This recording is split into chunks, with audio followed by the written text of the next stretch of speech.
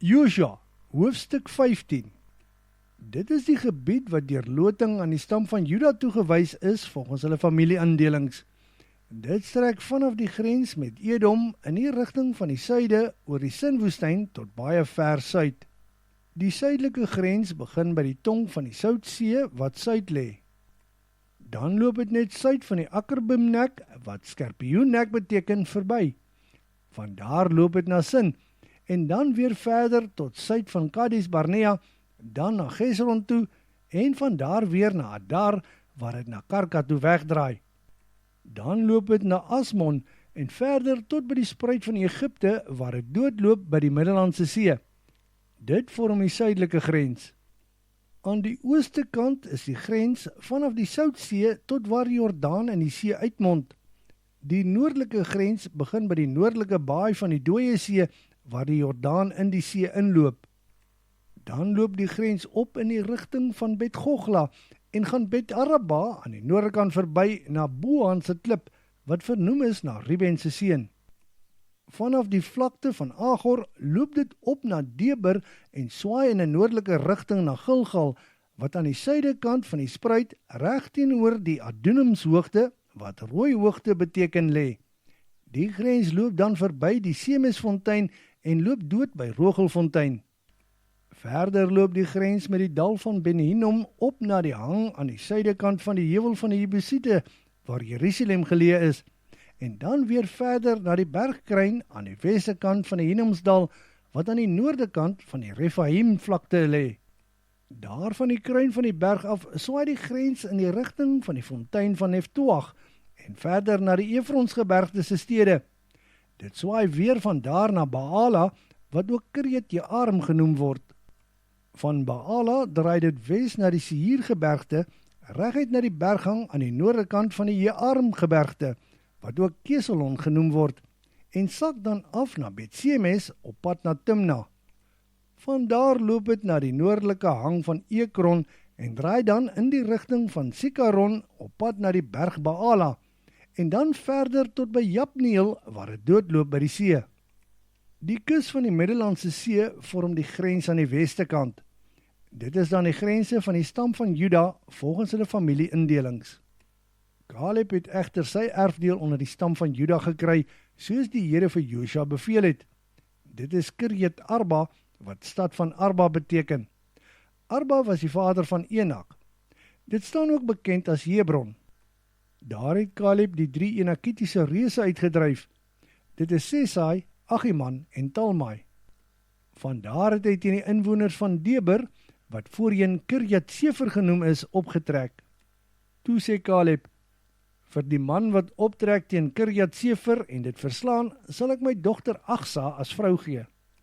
Caleb se broerskind Otniel, die seun van Kenas, het toe die stad ingeneem. Daarop het Caleb vir Achsa aan Otniel gegee om mee te trou.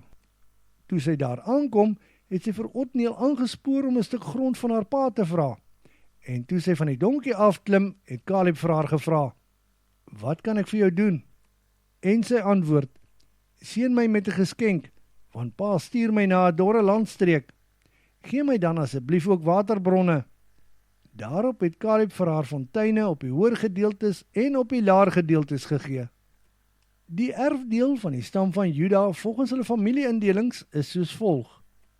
Aan die suidekant, teen die grens van Edom, het die stam van Juda die volgende dorpe en stede gekry: Kabseel, Eder en Jager, Kena, Dimona en Adada, Kedes, Gasor en Jitnan, Sif, Telem en Bealot, Gasor Gadata, Keriot Gesron, wat ook Gasor genoem word, Amam, Sema en Mulada, Gasar Gada, Gesmon en Bet-Pelet, Gasar Sual, Berseba en Beshutia, Baala, Iem en Esem, Eltulat, Kesel en Gorma, Siklag, Madmana en Sansana, Lebaot, Silgim, Ayen en Rimmon.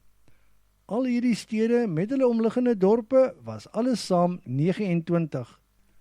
In die Laaveld was die stede Estehol, Sora en Asna. Sanoach en Ganim, Tapuach en Enaim, Jarmut, Adullam, Sogu en Aseka, Saarayim, Aditayim, Gedera en Gedoratim. Al hierdie stede met hulle omliggende dorpe was alles saam 14. Sena, Gadasa en Migdolgat, Dilan, Mispe en Eglon, Lagis, Boskat en Eglon, Kabon, Lachmas en Kitlis, Gederot, Bet-Dagon, Naama en Makeda. Al hierdie stede met hulle omliggende dorpe was alles saam 16. Libna, Eter en Asan, Jeftag, Asna en Nesib, Keila, Achsib en Maresa. Al hierdie stede met hulle omliggende dorpe was alles saam 9. Dan was daar Ekron met sy omliggende dorpe. Van Ekron af in 'n westelike rigting was daar Asdod met sy omliggende dorpe.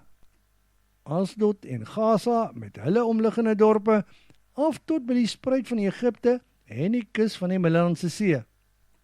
Bo in die bergwêreld was dit Samir, Jater en Sogu, Dana en Kirjatsana, wat ook Deber genoem word.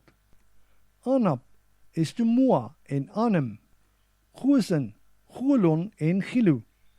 Al hierdie stede met hulle omliggende dorpe was alles saam 11. Arab, Duma en Esan, Janim, Bet-Tapuach en Afeka, Gumta, Kirjat Arba, wat ook Hebron genoem word, en Sior. Al hierdie stede met hulle omliggende dorpe was alles saam 9.